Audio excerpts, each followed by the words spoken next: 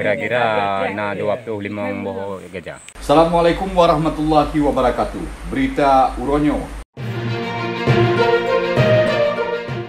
Lebih kurang 25 boh po merah kelut yang ngalam Udin Rimba Kabupaten Pedia Jaya lam Padung Uronyo Kajitren dijak perloh lampuh rakyat di Kampung Cot Cantik, Kecamatan Sakti, Kabupaten Pedia Jaya.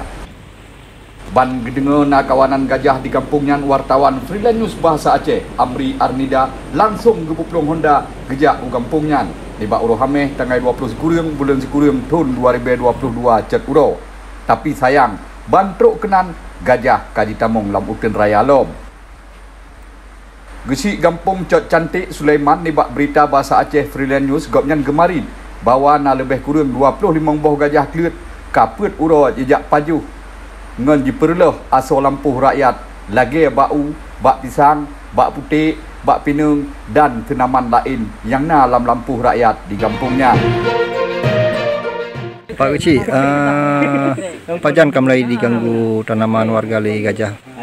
Nya kita kira juga buat malam ngamuk lama.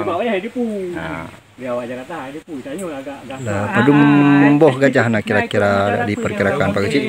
Kira-kira na 25 boh gajah. Padum na luah lampuh yang ka diganggu li gajah Pak. Kira-kira na 25 hektar. Pak Kecik Sulaiman kepegah lom Padung Uronyo rakyat gopnyan cukup jai rugo karena asal lampuh habis ancu diamuk li gajah.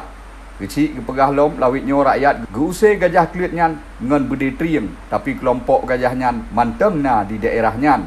Sejauhnya masyarakat di sini gimana ditanggapi terhadap masalah gajah Pak? Na dihalau atau gimana? Ya masalah dihalau kali kan. Ya, padum na kira na yang desa kamu yang temang desa kamu na tiga baru tha lepah di. Ya. Nanti cuma tingkan cuma ijuk marcun kan temenan. Ya baru benda. Ya. Dari tim BKSDA. Ya. Tapi sebenarnya bukti je lebih pada halam lebih pada yang kah. Saat ini gajah manteng di Pak. Manteng lang kawasan nyong. Adalah kawasan. Ya. Biasa ganggu ino apa wateji? Kira-kira haji bergerak boleh mengpoh 6. Supo dah. Seput.